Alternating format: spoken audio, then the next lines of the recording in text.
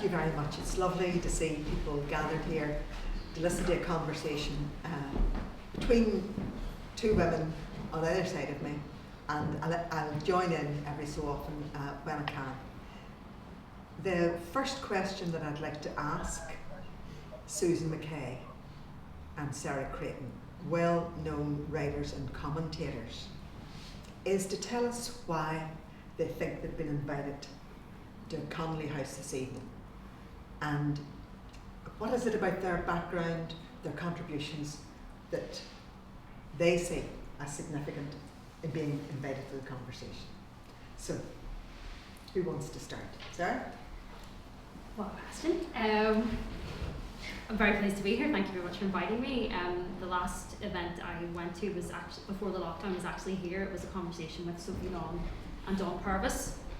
And then the lockdown happened a couple of weeks after that.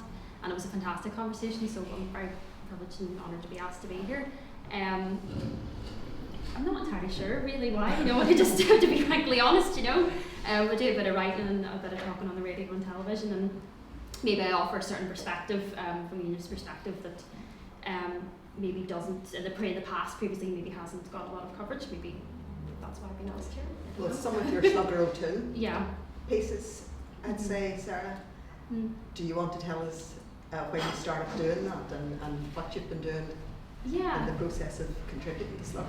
It was a strange one. I was always on Twitter, sort of tweeting my, nobody wanted my opinions, but I was giving them anyway. And David McCann had kept saying to me, would you write for Slugger? And I kept saying, oh no, I won't do it, because I was too nervous, and I was in private practice at that point as a solicitor, and I kind of thought, maybe I don't know, can I get away with this? And then a girl called Stephanie Boland in England sent me a message, and she said, would you write for Prospect, and we'll pay you to write it. So I said, okay, I might as well do it. And it was about the Irish language, the Irish Language Act. So I wrote for that, and that went well. And then David came back and said, well, would you write again? And I said, okay, I'll write for you. And then I just kept writing for them, really. And then from there I got asked to do other things, and so I get to do this type of thing now. We'll maybe come back to the Irish Language Act and your views on that later. But Susan, over to you. Well, I have a friend who's a poet, and he's from the Chonghaile Road, but he says that he's quite often asked to events in Republican West Belfast, and he said that he often feels like he's sort of being on his best behaviour as what he calls prod you like. So I think there's an element of that in my invitation, to be fair. But I guess it's because of my book, Northern Protestants on Shifting Ground, and the fact that it's a second book in a series of two, the first one being Northern Protestants and Unsettled People. It would be fair to say, I think, that my books are more popular in this part of West Belfast maybe than in other places. I think that they offer to Republicans and nationalists access to somebody from a Protestant background who is responsive to Republican and nationalist viewpoints and does my best to understand them, alongside trying to understand unionism, because unfortunately I think when it comes to commentary in Northern Ireland, people just do tend to be quite partisan still. They tend to be one thing or the other. Whereas with a book like this, I think that there's enough diversity in it that it has things in it that people from all over the North can identify with, and I think that's good. I think it's great that you do invite somebody like me here. It's an unfortunate thing that I speak about in the book is that there's much more of this kind of thing going on in Republican, nationalist and Catholic areas and communities than there is in Unionist communities. And it's a drawback when Unionists try to talk about politics. They don't. It's not a communal practice within Unionism. Unfortunately, I mean, I've been to so many meetings in sort of out of the way places around the north where councillors from Sinn Féin and the SDLP and people before profit and maybe some independents are there, and Unionists will have been invited, but they just don't come. They won't take part in the debates, and that leaves a sort of feeling of how are people supposed to understand the Unionist mentality if Unionists won't come and participate in debates? But even more importantly, they're not having the debates among themselves. So I think I've kind of set these books up as a sort of conversation among Protestants as well. Yeah, and amazing books they are too. Thank you for the work that went into them. I'll come back to you in just a second, Sarah, and ask you to set out your stall, the future of unionism. And, but just 1 wee minute before I do that, Susan, there's a tradition here of, I don't know about prod you like, but, that could be seen as a bit of an insult. Both ways. Even so, there's a tradition here over Féile, and for many, many years, going back to Springhill Community House, whatever, it was where I first met my first Unionist politicians and loyalist leaders, who had plenty to say, had no shyness about having things to say. I wonder, is it something to do with the public nature of an invitation sometimes, such as this? Years ago, it wasn't so public.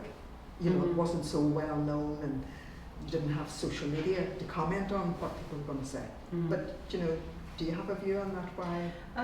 I don't really know. I mean, obviously there are people commenting on social media. What are you doing with people like me and Sarah here talking about unionism? Because we're not really unionists. We're not men. We're not members of the DUP or the UUP, or the TUV. So are we really unionists at all? Have we even got a right to speak? So there is that. Yeah. I think there always used to be, with the West Belfast debate in Féile, there was always a sort of a sense of it being like Daniel going into the lion's den approach from unionists, who's going to be brave enough to go this year, and it's so interesting. Put it up to them. Okay, Sarah, you have to put it up to us now. To talk about how I see unionism going in the future. Yes. I mean, what a question, what a time, really. I think this is a really interesting time for unionism. I disagree with Susan. I get where you're coming from in terms of the politics and the politicians and those debates, and maybe some politicians, I don't think all of them, there's a few unionist politicians that will go down and have debates, and I think Mike Nesbitt went down during the 1916 commemorations. There are other unionists that would talk about these things. But certainly within civic society, I can tell you this, there is a conversation happening among unionism and what the union has to be. For instance, I was part of the Civic Space project, which was with the University of Liverpool, and it was organised that there was going to be a site for the pro-union side and for the pro-unity side, and I was involved with on talking with other people who were pro-union, unionist, and we all wrote contributions and talked together and thought about things, and we produced a whole load of articles, and you go and read those articles, all those debates, there's lots of different perspectives. So them tackling, the pro-United Ireland argument. Other ones are about the union, what unionists have to do, what we have to do to save the union, and particularly, pieces written by people my age. Julianne Johnson has a piece up there, Lauren Kerr, young unionist women, and it's about being inclusive, being positive, making Northern Ireland a place for everyone. We've made mistakes in the past, we need to fix this. Julianne in particular, I had a real love for her articles because she talked about the issues affecting her, the loyalist community, and austerity and universal credit and poverty and all these issues. And she made this great comment, that the union will be measured, its success will be measured by the benefit that it delivers to ordinary people, which I absolutely agree with. But in this moment, obviously we've got the protocol and Brexit and this current debate about United Ireland. Is United Ireland coming? Is it not? I don't think it is, but I do think we're in a very interesting moment. In the political sphere, certainly I think it is chaos. I think everybody is kind of scrambling to figure out who they are and what they're going to do, and I think Brexit really has upended the status quo since the Good Friday Agreement, and everybody, not just unionism and loyalism, is trying to figure out what is going on. The DUP have made a catastrophic mistake. My dad voted leave, my brother voted leave. There was very legitimate reasons for people to vote leave in this country. I think the mistake was choosing the Brexit that they did. And we can argue about whether that was ever possible, but the Brexit they chose, the people that they backed, have led us to this point. I don't think they wanted the protocol, and I'm not interested really in getting into a blame game, but they have made several mistakes, and I think they know they've made mistakes.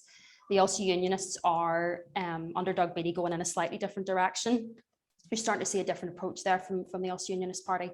I'd like them to go several steps to the left, to be quite frank, but I do think Doug has got the right idea. You've got lots of new people, Stephen McCarthy, Julianne coming through. That is where the party needs to go, I think, or at least some Unionist party has to go.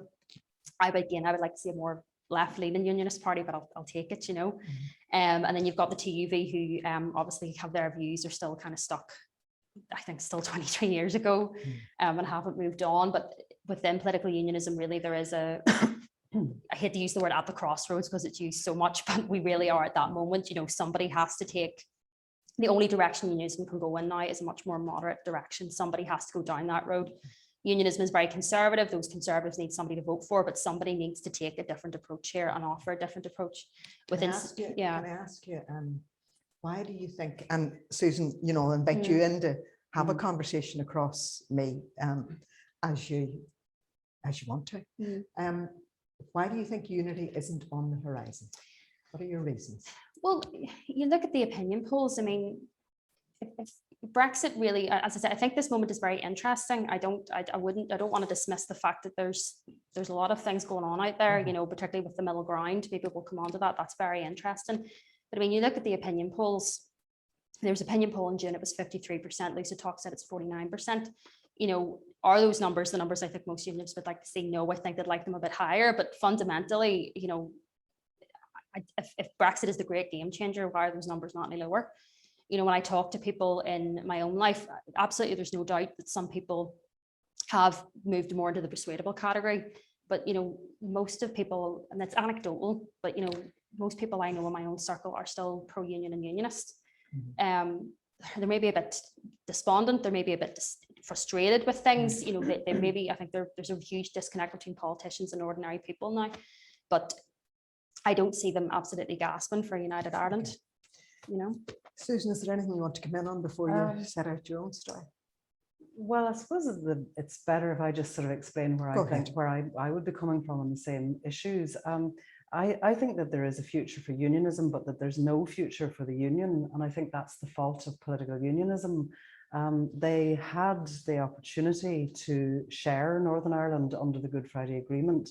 And I think that we've seen with what Jeffrey Donaldson has most recently been saying, that they were kind of in very bad faith on that, you know, because whenever the situation came along that it looks as if Sinn Féin may take the First Ministry, suddenly the illusion that the First Minister's post belongs to unionism and that it is the equivalent of the Northern Irish Prime Minister post is gone, and with it the belief in power sharing. So I think it was a bit of there was a lot of fakery about the DUP's involvement in the Good Friday Agreement. I mean, of course they opposed it when it came about, and I think personally that there's a lot of evidence that their whole enthusiasm for Brexit was actually about trying to demolish the Good Friday Agreement.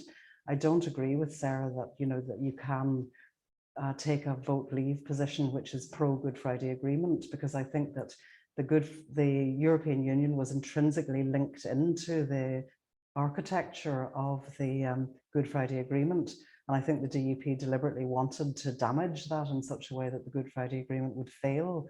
So at the moment, I could easily see a split happening in the DUP at the moment. I mean, I think it is significant if you look at people like Kate Hoey loitering about at barbecues for the traditional unionist voice and that, you know, I mean, she's a close mate of Ian Paisley Jr. You know, Jeffrey Donaldson will be very well aware of the fact that he jumped ship from the Ulster Unionist Party to go to the DUP at the time of the Good Friday Agreement. And this is a crisis of similar magnitude. So I just think that unionism, political unionism, doesn't even attract the support of half of unionists at the moment. And I think the sort of political, the sort of civic unionism that you're talking about, Sarah, is very attractive, but in many cases, many of the people who are involved in that are actually quite ecumenical, I think, about the constitutional question. I mean, they look at the Republic now and think, and I'm talking about people that I know who would say that they're unionists, but who are quite open about it, who are quite open to persuasion about it. You know, they would say, like, they look at the Republic now, it's no longer the Catholic state. It's a state in which social movements, not politicians, brought about immense change. You know, we got the Eighth Amendment was got rid of by a social movement of feminists. The LGBTQ+ community got rid of the ban on gay marriage, you know. So social movements within a context of EU membership and human rights and so on, worked in the Republic for civic society. And I think a lot of people here are looking at the North and thinking, is the North ever going to change? Yeah. And under a conservative British government, I don't think it is. You know, tell us what you mean by saying that there is a future for unionism. because not for the obviously, unionism. you know, Arlene Foster said that she would leave if there was a united Ireland, but that isn't going to be a position that's open to the vast majority of people from a unionist background now. So they are going to be a minority community within some sort of unified island. It doesn't mean that they have to lose their identity, because that's part of what the Good Friday Agreement guaranteed, just in the same way that Irish people in the North can be Irish. You know, there's no reason why a unionist person in the Republic can't be unionist. And indeed, the Good Friday Agreement obliges the government in the South to, you know, adapt to a situation where minority communities are protected. Mm-hmm. And I mean, I heard Leo Varadkar up here a few years ago saying, oh, there'd have to be a new constitution. Yes. You know, yes. like everything is going to have to change. Yes. We can't have another state in which a minority is treated in the same way as the nationalist community was here for the in the unionist regime. Yeah. Sarah, any response to that? One of the things in particular about unionism continuing in a unity situation. Yeah, I've got a couple of points for that. I mean, when Brexit and the Good Friday Agreement, I mean, you know, come back to my dad. My dad voted Leave because he's a socialist. He's hated the EU since the 1970s. You know, it was a position that Sinn Féin occupied up until fairly recently. Let's not forget, you know, Mary Lou McDonald shared platforms with Nigel Farage back in the day. There's no guarantee that the Republic will be indefinitely in the European Union. You know, I think we could have joined the single market and the customs union or get an SBS agreement. We could have done all these things and we wouldn't have to have what we're having, but we are where we are. I think in terms of unionists in a united Ireland, it's a difficult one. You know, since I've been doing this type of thing, you know, I was in Wexford a couple of weeks ago and I was talking to people in New Ross, and there's lots of people in the South who, you know, are very genuinely interested in building a shared island. They're very genuinely interested in listening to what unionists and loyalists have to say. You know, those people comfort me. They make me relaxed about if United Ireland happened. You know, I don't think it's going to be, you know, land grabs and pogroms and all this nonsense hyperbole that some people talk about. But I do think that, you know, there are some people North and South who don't really understand unionists or respect them, have no interest in accommodating them. You know, they talk about a shared island. They're lying. They don't care. Yeah. Fundamentally, and I mean, in terms of not understand, I don't think they understand us. They don't know where we're coming from. Okay, they don't know what we mean. They don't know why we think the way we do. And I mean, United Ireland, I think, you know, I recently spoke at the University of College London, produced this report about United Ireland and how it would work and all these questions. It was fantastic, you know, looking at how you would actually do this and, you know, what the process would be. And you can talk about the rights that you would give to unionists and how they would be protected culturally. And you talk about, you know, an all-island NHS, all those types of things. But, you know, fundamentally, if United Ireland happens under the current plans, you know, your unionism is gone. There's no, you know, the Good Friday Agreement recognises the aspirations of both communities. I'm of the view that it applies in United Ireland. So how do you accommodate that? You know, if you are a unionist and Northern Ireland goes, where do you go? Yeah. What happens? But isn't that the same for a person who's Irish in the North? Oh, absolutely. But the thing I think is going to be demanded is people are going to ask for the right to go back. People are going to ask for the right for Northern Ireland to vote to go back to the Union. I think somebody's going to ask for it. Now, I have mixed feelings about this because as much as I think there are positives to that, I mean, the idea of this just going on indefinitely, that Northern Ireland just ping pong between two different nations. But the question will be asked, it will be to accommodate the Unionist identity in a united Ireland. Northern Ireland should have the right to go back to the Union. Would Britain take us? That's another question. But, you know, how do you accommodate that aspect of unionist identity? You know, you can take your Britishness with you into United Ireland, you can take your Northern Irishness into United Ireland, but your unionism is fundamentally gone. I think it's a difficult question. I think it's something that would need to be talked about, but that is something I think Alex Kane has written about this as well. You know, it's we don't know what would happen because obviously, you know, if United Ireland happened and the generations go down, other generations might lose that. So what do you do? But fundamentally, how do you cater for those aspirations in United Ireland? I don't know. Well, they remain aspirations in But the how same about- way that people currently aspire to having a united But Ireland. how do you go back? There's no provision in the Good Friday Agreement for Northern Ireland to go back to the Union. Do you know what I mean? You know what I mean? Like, so, you know, there's no... No, because Northern Ireland will cease to be a state. Yeah. And that is something that if there is a vote for, if there's a border poll and a majority vote for some form of new Ireland, new island, shared island, whatever you want to call it, then that is a decision. Northern Ireland is coming to an end. We've had a state for 100 years that a lot of people didn't want, and now we're going to have a different state in which there will be room for accommodation of a community. But you couldn't have a situation where there's some sort of notion of a people of Northern Ireland who are going to vote separately from the rest of Ireland, because it will be a whole island, But I suppose what I'm saying is, if you talk about how unionists can be accommodated in United Ireland, fundamentally, and the union, if you are a unionist, you believe that Northern Ireland should be united with Britain.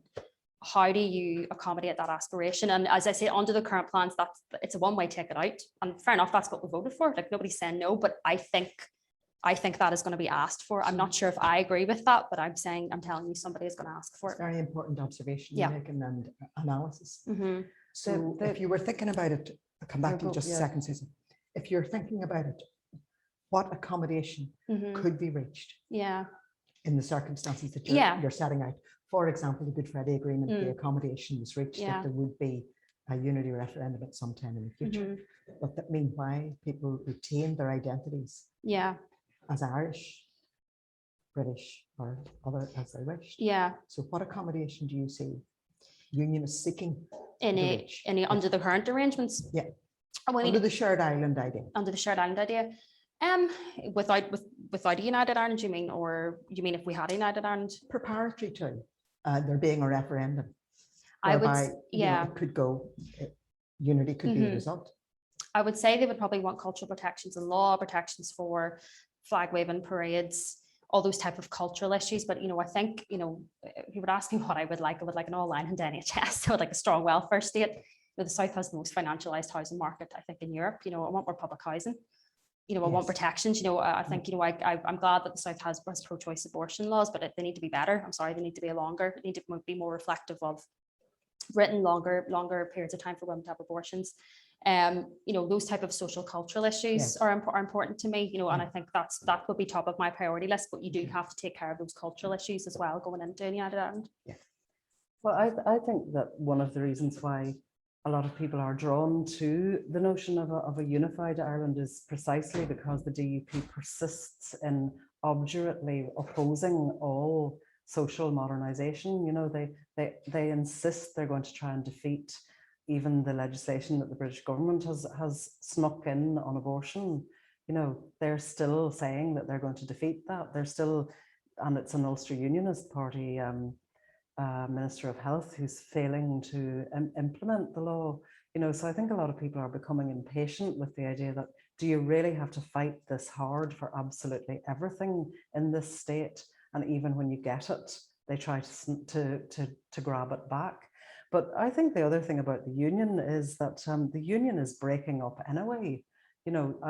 Scotland wants out.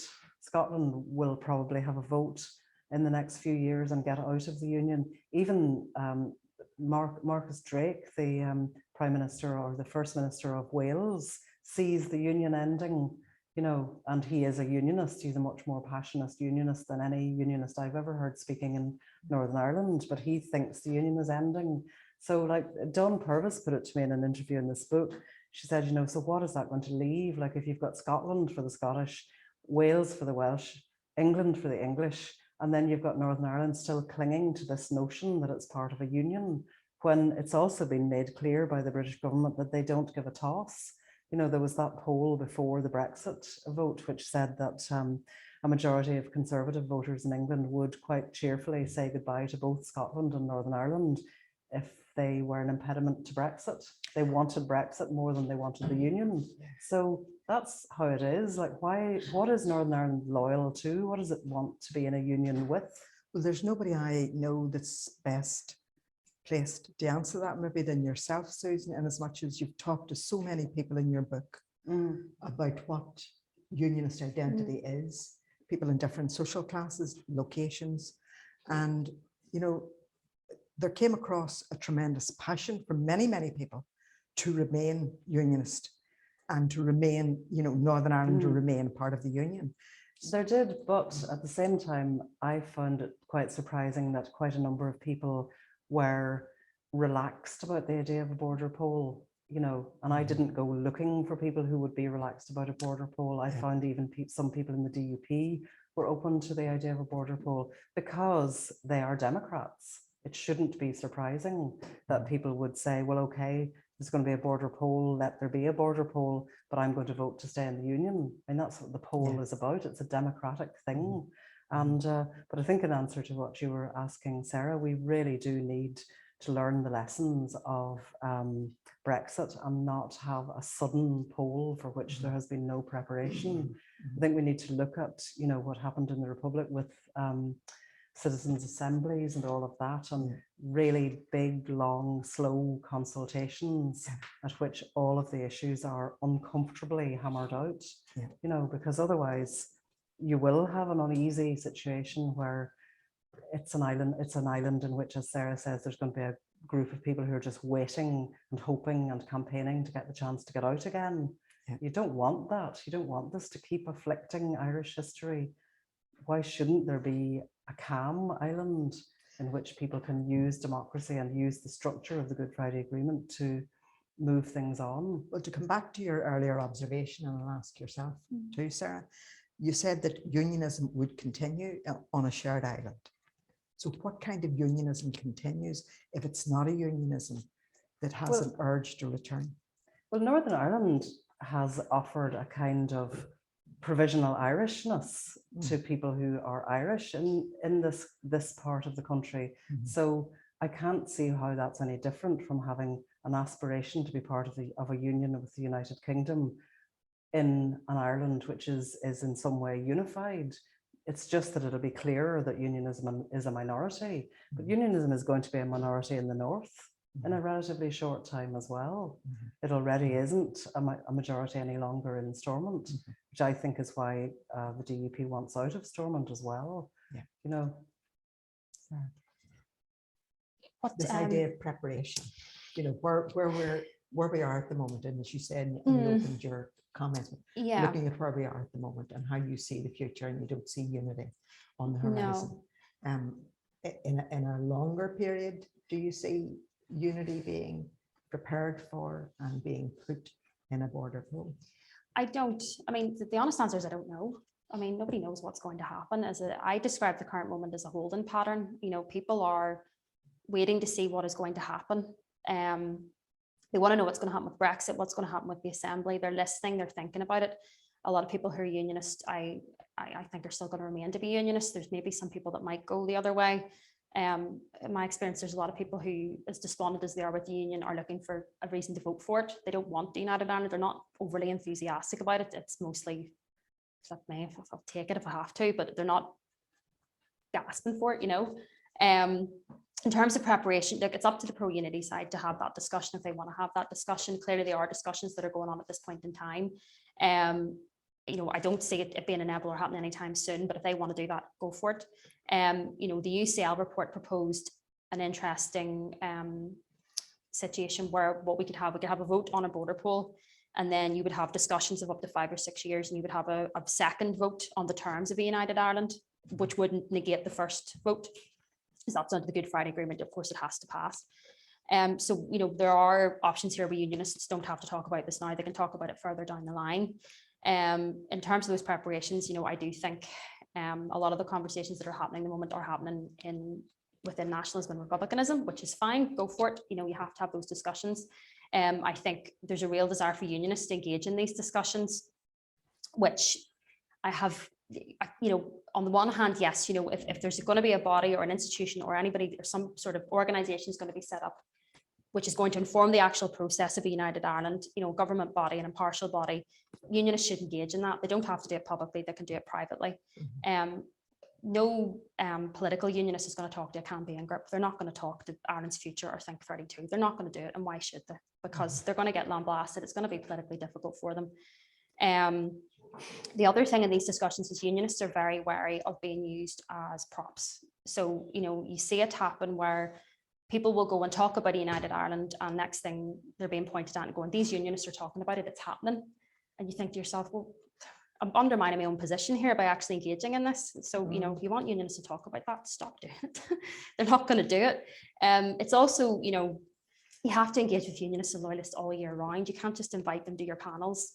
You know, a couple of token wee Protestants who are very nice, very nicely, and you know, in public and ask them lots of lovely questions and not challenge yourself. You have to talk with them outside of these discussions. You don't always have to agree with what they're saying. What are the challenges you would put to the organisations that are organising unity conversations? What challenges would you put to them? They have to talk to them now. You know, you have to listen to them about ordinary day-to-day issues, about parades and flags and social justice issues, and you have to talk to them all year round. You have to show people that you're listening and that you understand them. You know, don't be just inviting them along to your panels and patting yourself on the back and saying, well done, there's my engagement. No, it's not. You know, and you have to talk about difficult things. You know, you have to talk about the IRA. You have to talk about the past. You have to talk about, you know, the legacy and pain and trauma that is in the Protestant Unionist community from the Troubles. You have to talk about these things.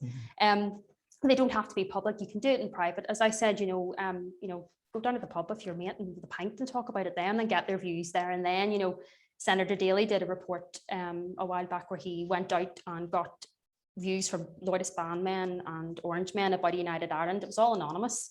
I criticised him. Didn't all men? Yeah, I criticised him. I was like, where are the women? But he got it. You know, we got that opinion, and you know, some of it was a bit hyperbolic. You know, as I said, there was a lot of concern about land grabs and land being taken off people, which is just nonsense. But those fears are there. You know, so you have to take people as you find them. You have to meet people where they are. So that is what I would that's what I would say to the organisers is, you know, get out of your comfort zone. Yeah. Okay. Are you having any success in your aim to encourage unionism to discuss how to make Northern Ireland a more friendly place for nationalists and Republicans? I mean, I wouldn't call myself an activist. I just write, you know, that's just kind of my thing. You know, I just write, you know, I say I don't know if I've had influence in anybody. I don't think I have, but certainly I think there are unionists out there that know what needs to be done. They know that they need to move in a more moderate direction. They know that they need to have difficult conversations. And when I say about getting out of your comfort zone, that needs to happen with unionists as well. You know, you do need to talk about the Troubles and the legacy and discrimination and gerrymandering and all that. You can't not talk about that. You know, you can't sell the union to people when you're standing in front of Soldier F banners. Okay. But I do think some people are listening. I do think out in civic society, definitely people are having these conversations. People are thinking about a poll. They are thinking, how are we going to win this thing? In the political sphere, I do think there's some people that are talking and thinking about these things. There's others, I think, you know, there's a general attitude from some unions. They just think it will never happen. It cannot happen. They're just so utterly convinced that this is just something that is just mad. You know, I'll never forget it. I was with the taxi driver and he told me how I voted for Brexit. And I said to him, you know, what about United Ireland? He went, oh, that'll never happen. And I said, but you voted for Brexit. You know, nobody thought that would happen, and it did. And he was like, oh, it's just nonsense. You know, and I do think that they need to be thinking, never mind a border poll, they just need to be thinking about how to make Northern Ireland work for everybody. So, you know, Boris Johnson's cutting the universal credit and raising the taxes on low income workers. You know, you need the health service waiting lists are a nightmare. You know, it will not be Brexit that will finish the union. If it does finish, it will be the NHS. My goodness, right. I'll come back to you just in a second, Susan. You mentioned the Irish Language Act. Yeah. So just if you can quickly tell us, what was your... Yeah, I mean, the Irish language is, you know, I'm not the only Protestant, you know, you probably the same, Susan, you know, when you're growing up, the Irish language just was something that was, for me anyway, you know, I only ever saw Gerry Adams was on the television talking in Irish, and it was explicitly linked in my mind with the IRA and the Republican movement. So you thought to yourself, well, this has nothing to do with me. And then you go to university and you meet somebody from a Catholic background for the first time, and you learn more about Irish and the Irish language, and you start to learn, well, that's not true. You know, Linda Irvine has done a fantastic job in making Protestants and Unionists more aware of the Irish language, and you start to discover, you know, actually this is something for me. It doesn't really belong to anyone. You know, the Irish Language Act, really, I despair just how it has become such an issue. It was they should have just agreed it. It's the Irish language is being politicized by everybody, but it was politicized when it was banned. Let's be clear. You know, it should be very easy to get an Irish Language Act that is similar to the Scottish Act and the Welsh Language Act. They're not going to get 20% of the civil service Irish language speakers. It's not going to happen. Nobody's going to agree to it. It's very easy to get it done. I think there are some unionists that are sectarian, quite frankly, that just don't want to deal with the Irish language, and they see it as being something from the other, and that's not for us. But I think people need to move on it, and it's something I think should not be an issue. Okay. Thank you, Susan. Well, I don't see how it's a good policy to say that unionists shouldn't engage in, that it's unrealistic to expect unionists to engage in discussions about what a new Ireland could be, or what shape it might be, even if that includes a border poll and potential unity, because to me that is just closing your ears and closing your eyes and saying, won't talk about it, don't want to hear about it. And I don't think it's correct to say that if people are invited into these kind of discussions, they're just going to be lambasted, because I don't think it's like that. And I also I don't define myself as nice, whatever about my identity as a unionist or a Republican or otherwise. I'm definitely not nice. And I don't think I was invited here to be nice. So I think that's a wee bit patronizing to say that, people are invited along just to be nice and only nice unionists are listened to. I think that, I was quite taken with a review that was written of this book by, is it Kieran Quinn, the Sinn Féin American representative, because I saw it and I have to admit, I immediately sort of braced myself to be patronized. I thought, here we go, I'll just have to take it.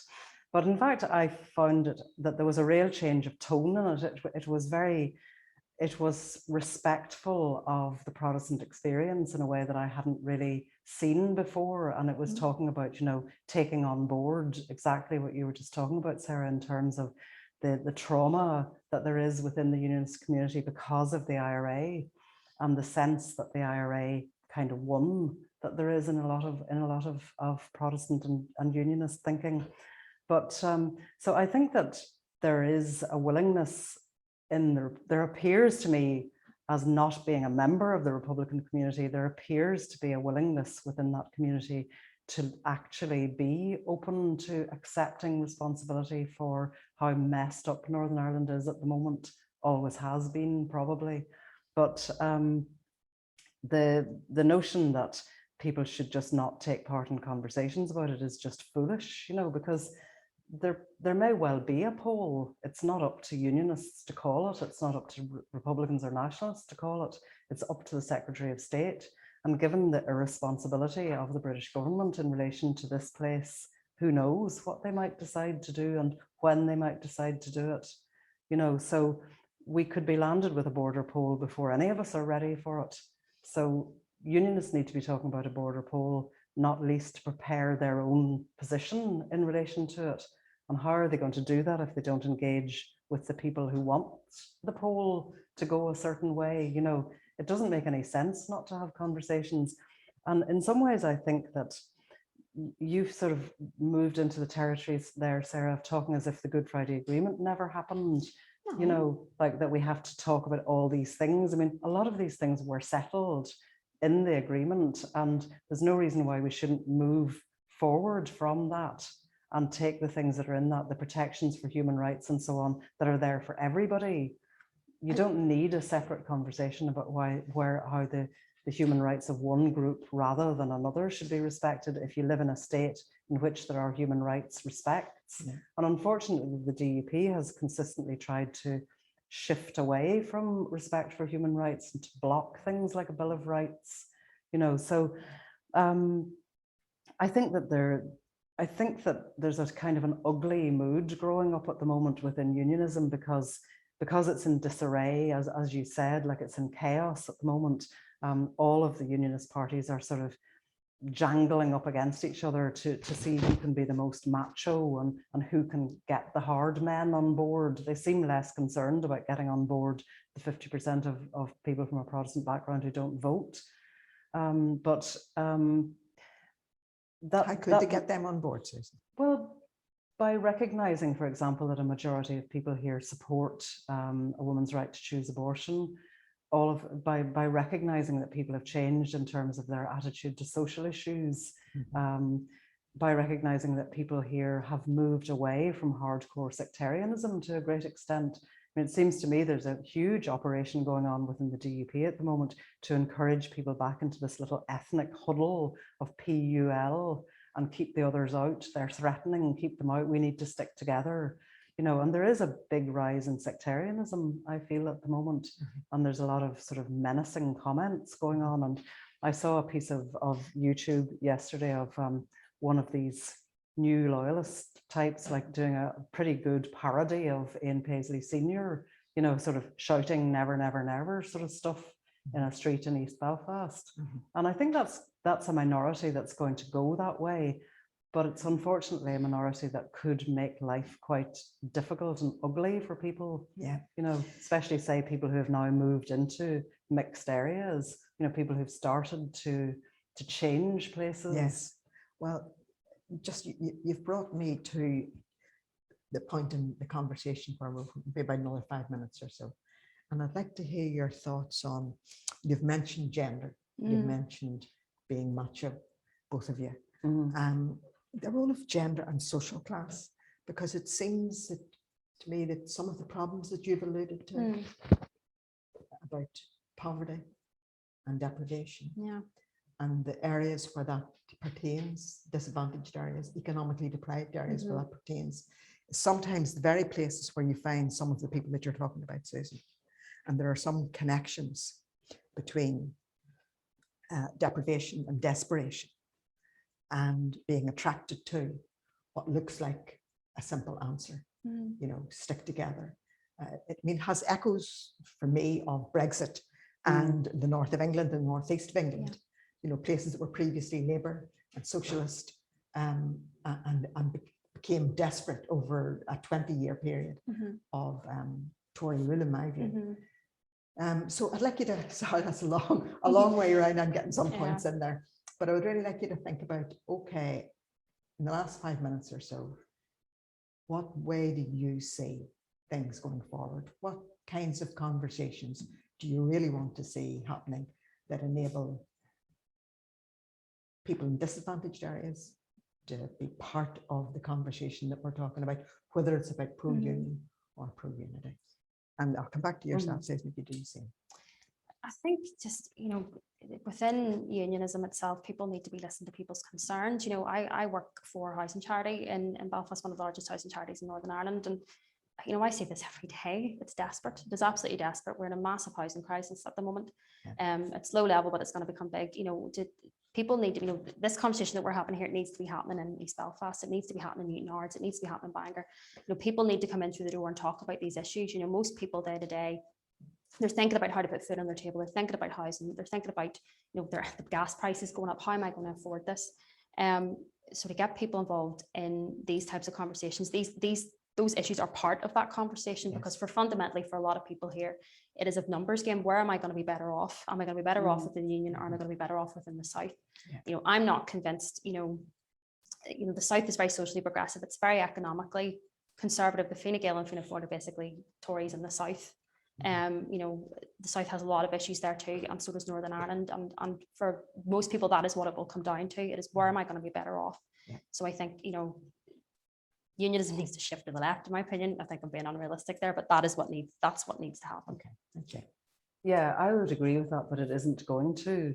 You know, even Doug Beattie is only moving a little incrementally, and in order for him to get hold of many of the people who you're talking about who are progressively unionist, he will have to lose people who he already has, and he's starting from such a low base that it's hard to see him being able to do that, you know, because the Ulster Unionist Party has fallen so far, and they made a disastrous mistake in choosing Steve Aiken as a leader at a time when they could have chosen Beattie before, you know. So he's just starting from a very, very, I think he's being quite brave, and I think he's to be applauded, but I can't see him being able to turn the Ulster Unionist Party around in the time that I think he has. But it isn't just about working class communities, Eilish, because if you look at what happened to Paula Bradley, the deputy leader of the DUP, you know, when she was appointed to that position, there was all sorts of talk about, oh yeah, well, it's not as reactionary as you'd think. I mean, she was well thought of.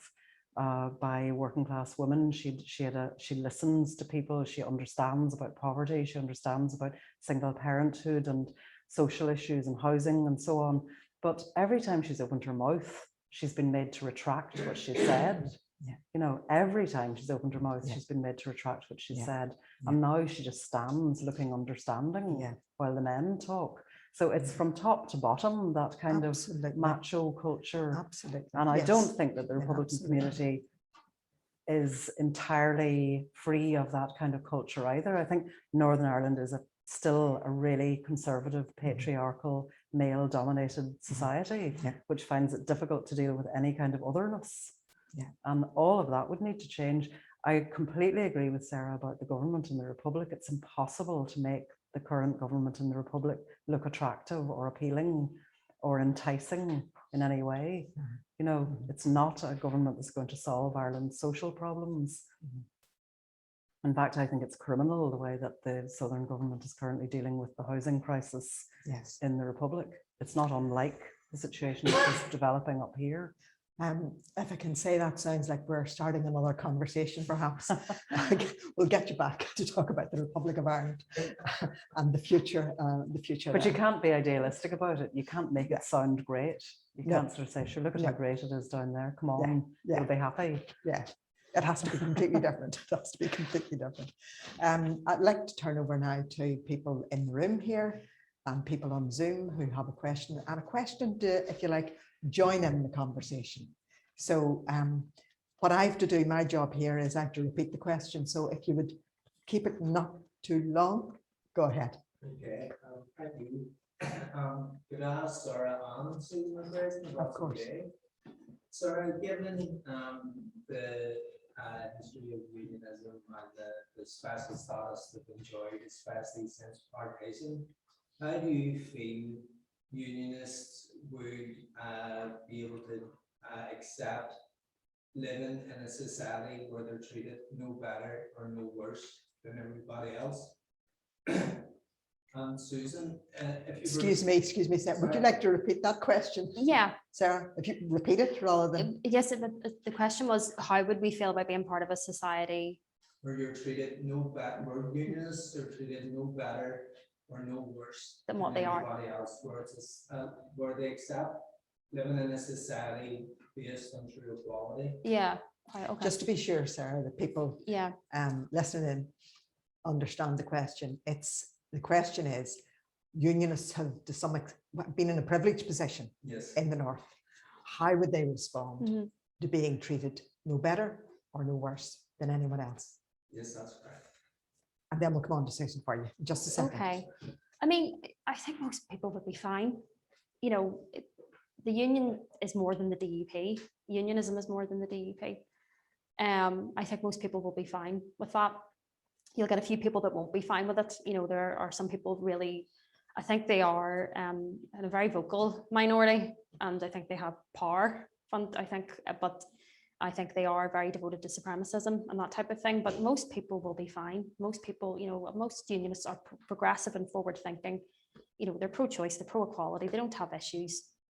You know, is it going to be straightforward and will it be perfect? No. But I think fundamentally, will it be difficult? Maybe will we encounter difficulties along the way? Yes. But I think fundamentally, most people will be, ordinary people will be fine with that. Susan, if you were to do a trilogy on Northern Protestants, no. Let's say you were. What do you think in the future? What do you think some of the main things would be that you would be thinking? Do you want to repeat that question?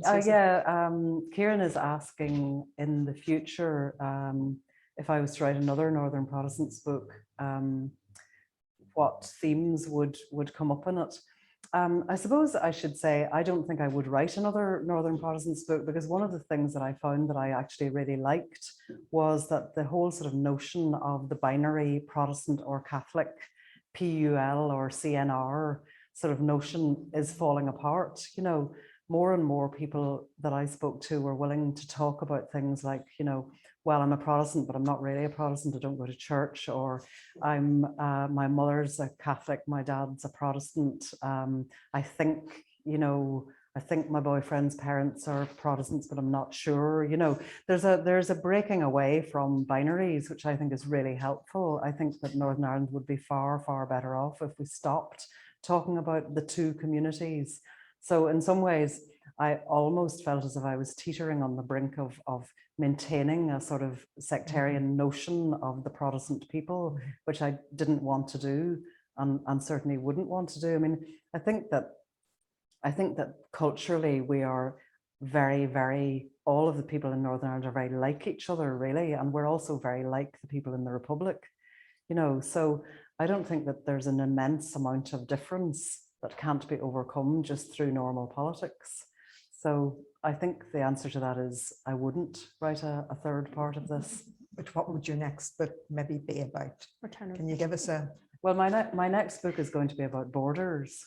So it's going to be about the Irish border, the border in the Irish Sea, the border between Europe and the rest of the world, borders between men and women, borders between trans people and gay people and straight people, just the whole sort of the sort of things that people have to negotiate, the borders that people have to negotiate that aren't generally acknowledged.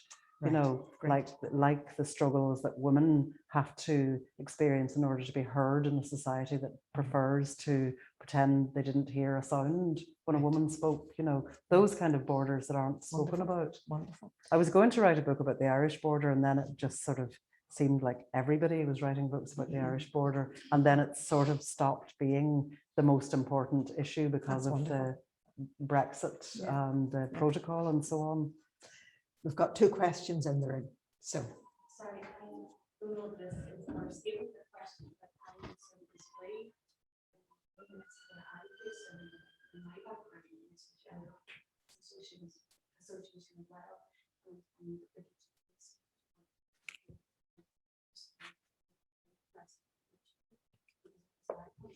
Very rich and I suppose the more statement I would come up against personal it's very much concentrated on the British and the society. So I suppose my question is how do we engage with this?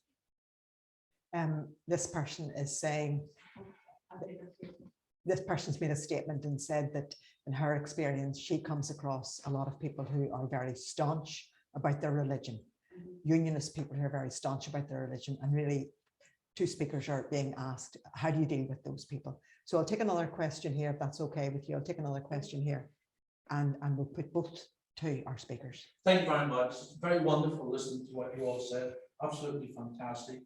And it's great to be here to see all this. Thank you so much. I had the opportunity quite a long time ago to visit a place called South Africa, and then up into a place called Rhodesia. And while I was up there, I met some people who, when I said to them, were you born here? They said, yes. Oh, so that means you're African. And they nearly dropped to the floor. Said, we're not African, we're British Rhodesians. Those people were eventually jettisoned by both the Labour government and the Conservative government in England. At the end of the day, do you think that it will be, when decisions are made, big decisions, they will be made in London and not here? I'll repeat the last part of that question. This person made an observation from his experience about visiting South Africa and Rhodesia and meeting people who were born in Rhodesia and asking them, were they Africans? And they said, not at all, they were British Rhodesians. So it's on that question of identity. And your final question was? Well, the end of that was, do you believe that at the end of the day, it'll be a British government that will make big decisions about here and no one else? An important question. Do you think that it's the British government that will make big decisions about here and no one else? Yes, just first that Lily's statement. Yes, no. To be clear, you know, I'm not denying that there aren't people out there that, you know, aren't. Oh no, it absolutely is. But No, absolutely is, but I suppose I'm saying is that's not the whole part of it. You know, the Protestant community is complex and diverse as much as anybody else. But no, absolutely would accept that there's a lot of people out there that religion is a very fundamental problem and obviously aren't progressive and forward thinking, as is the case, you know, everywhere. But you know, I suppose I can't really how to engage with people who think like that. I don't really know, to be honest. I think it has to be done with people within those communities. It doesn't need to come from people like myself. You know, I don't know if education has, I think we're all educated in different schools. We're all given different histories. We all grow up really only knowing one community in some cases, you know, and I think that fundamentally needs to change across the board. But in terms of engaging with those type of communities, it has to be people within those communities that are leading change and fighting. It can't be for somebody like me going in there. I wouldn't have a clue. And the question about when the decisions be taken. Yeah. I mean, yes, I mean, the decision to call border polls with the Secretary of State at the end of the day. You know, he has a discretionary right to call poll and then there's a mandatory poll. You know, I'm not sure if a discretionary poll will ever be called, but who knows with this government, you never know. If a mandatory poll, obviously it'll only be called if the conditions are there legally for it to be called. But fundamentally, it's with Westminster at the end of the day. Okay, thank you.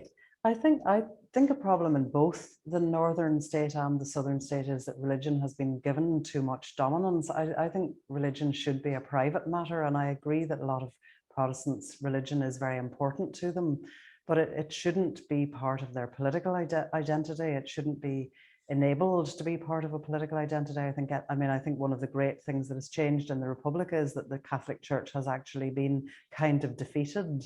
It's been seen off. It's become a private matter for people now what their Catholicism is. I mean, I'd love to see the end of the Angelus, but it's there for the moment, you know. But Catholicism is becoming more of a you know, I think we need to get religion out of education. It needs to be a private thing that's done by the churches, and people can make their own decisions about it. But in terms of people just believing that they are the people and that they're not sharing this place, that's a lot to do with leadership. It's a lot to do with the fact that the DUP, as I've said, as the dominant unionist party, is still encouraging that kind of attitude.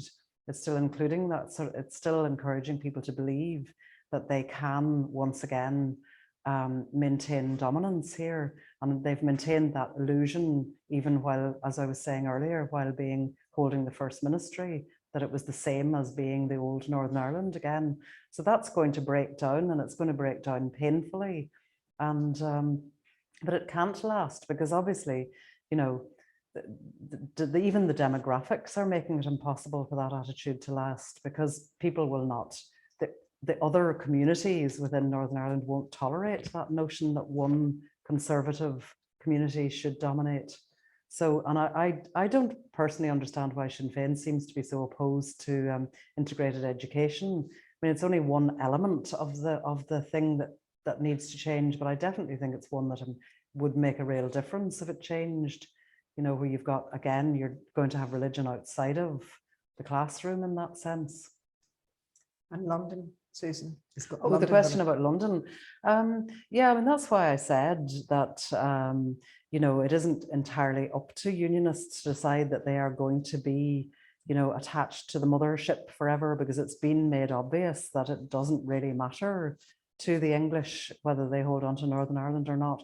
It doesn't really matter to them whether they hold on to the Scottish either. It doesn't really matter to them whether they hold on to the Welsh. The whole Brexit thing seems to be all about England. It's a little England project. And I don't think they care about holding on to Northern Ireland. It's a very problematic place. It seems to me to be a place that has failed as a state. It hasn't worked. It hasn't worked even as a devolved nation, because the DUP won't operate devolution in the way in which it was meant to be operated. So I think it won't be entirely up to the UK, but you know, yes, they ultimately will have the final say. Thank you. We have 2 more questions, and I think that'll bring us to an end. Okay, so we'll hear these. And a question from Zoom. So that's 3 more questions. Yes, yourself. Thank you. My name is Damien McGinnity. I was quite involved in the Border Commutes Against Brexit campaign for 4 or 5 years. And a couple of observations that I would like to make. I was stunned and shocked on quite a number of occasions in our dealings with a lot of the institutions in the European Union at the utter lack of engagement from the unionist community.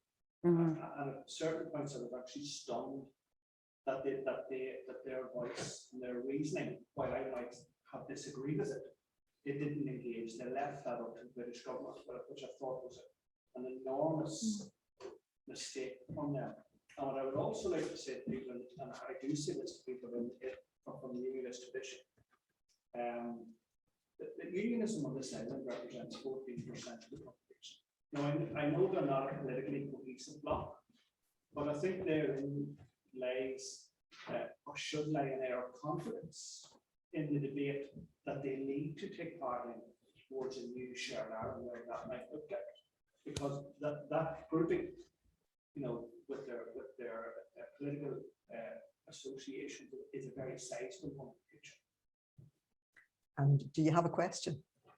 Well, it's really about what do the panel think about unionism withdrawing and not engaging and leaving it up to the British government. I think that needs to be discussed. Thank you. This man has given a very interesting comment about being involved in activism in the border regions prior to Brexit and around Brexit, and being amazed and stunned and shocked at how few unionists participated in that event and in that project. And this question basically is, what can you do about unionism and unionists who refuse to step up and look after their own best interests as well? As a percentage of the population, it's 14% of the population on the island, you were saying. So the next question. My question, Susan, is about the term rotten fraud from 1920s. We had a lot of people who were left-wing socialists emigrated. So if I would say that the northern state and the southern state were fascist, similar to Spain and Italy, we had massive emigration. We're on people with left-wing liberal socialist views emigrated. So you had that brain drain from the centre and the left. And I think had the same thing in the north, where people were emigrating. And is there a question there? That's my question, is what would happen with that thing, the Protestant population people aren't being thrown out and they're emigrating any longer, they're staying here. Whereas beforehand, if you were left-wing or socialist and Protestant, the likes of the shipyard or Shorty, a lot of them got turfed out, lost their jobs. Yeah. An observation about immigration, really political immigration. Yes. People who were left-wing. Not just here, all over Ireland. You also look at the likes of Spain and where they sort of tended to go to South America, where Protestants tended to go to Australia and North America. More progressive thinkers and people left countries in Europe and in Ireland. And the question was still, what will happen here? Because what's the reason if you're taking within the Protestant community, people who were unionists, there was a bigger pool of people. Is there a bigger pool of people staying here who aren't unionists? Is there a bigger pool of people? Yeah. Will people remain basically? Yes. Beyond a shared island? And I think there's a question coming in from Zoom. Question is, given the misunderstandings that exist across these islands about unionists and Protestants, and the diminishing role of religion, what is it that they value or are grateful to coming from a Protestant background? What is it? It's the last question, really. What is it that unionists and Protestants value in coming from a unionist Protestant background? Thank you. So over to our speakers to conclude this evening, really, in your responses, if possible. Yeah. About the border, first of all, I mean, it was a catastrophic mistake. Leaving it in the hands of the Tories who don't care a fig, really. I think there's you maybe see one or two that might care a little bit more than the others, but they fundamentally left it up to people that hadn't thought of Northern Ireland when they were going for Brexit and left it in their hands and said, right, off you go, and expected them to put the union before Brexit, which they didn't do. So it was catastrophically stupid. And I often think unionism often cuts itself off from allies that it could have. If unionism had talked about, they did mention the sea border, but at the very early stage, that was the thing that the Southern state did, was it got ahead and said, we can't have this hard border. rightly so, was protecting its own interests.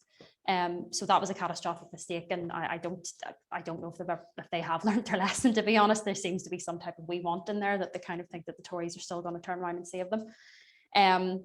Then the last question about what Unionists and Protestants value the most.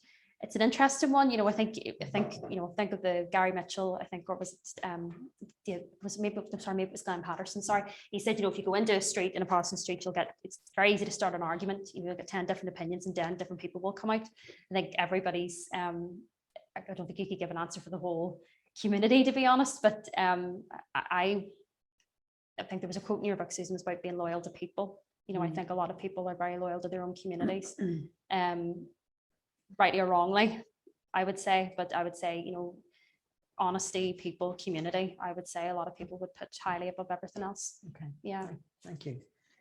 Well, I suppose just to start with the question about people staying, I think that's really interesting, and I found it to be true. There's a lot of people now who in the past generations would have just felt that they couldn't survive here, and would have left, and then been obsessed with this place from a distance for the rest of their lives, But a lot of people are now sort of saying, well, we live here, it's our place, we're not going, we've as much right to be here as anybody else. And a lot of those people are people who don't see themselves as being either Catholic or Protestant. I think they're people whose identities are more to do with, say, they might be climate activists, they might be Greens, they might be campaigners for social rights or whatever, that they might be socialists. They're not necessarily people who are going to identify according to the traditional divides here.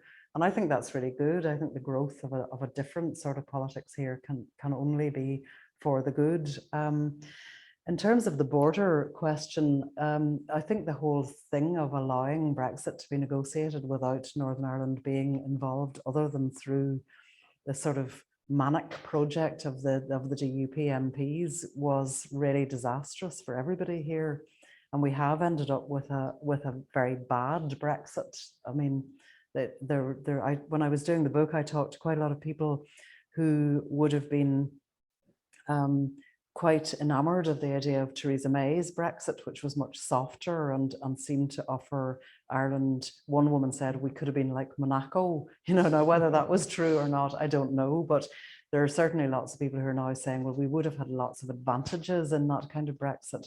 But because the DUP was holding out, I think, to get a really hard border in Ireland, that was their primary objective. They weren't really looking at the trade issues and everything. And if you look back to the statements that some of the DUP politicians were making at that time, like, I wouldn't mind 42,000 job losses.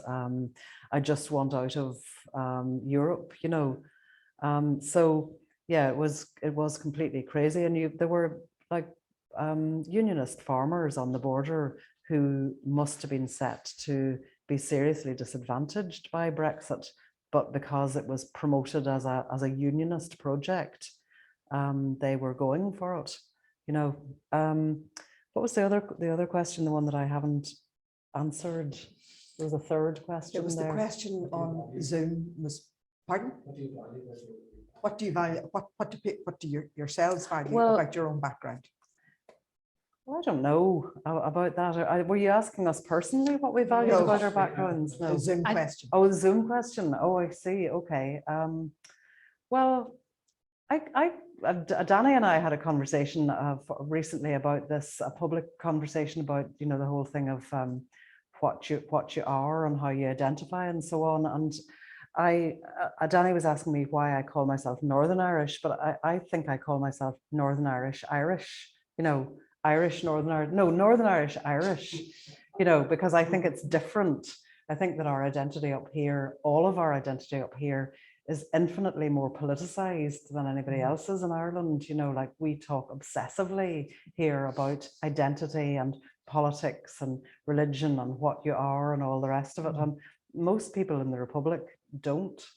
And most people in Britain probably don't either. And most people in most places probably don't either. It's a thing about the fact that we live in this shifting ground, unsettled place, that we are obsessed with identity and so on. But it's an obsession that I find hard to shake off, because even though I live in the Republic, I am obsessed with the North. And, I'm constantly trying to engage people in talking about it who have not the remotest interest in talking about it, you know, because I do agree with Sarah about that. I think that there's a terrible indifference in the Republic to the North.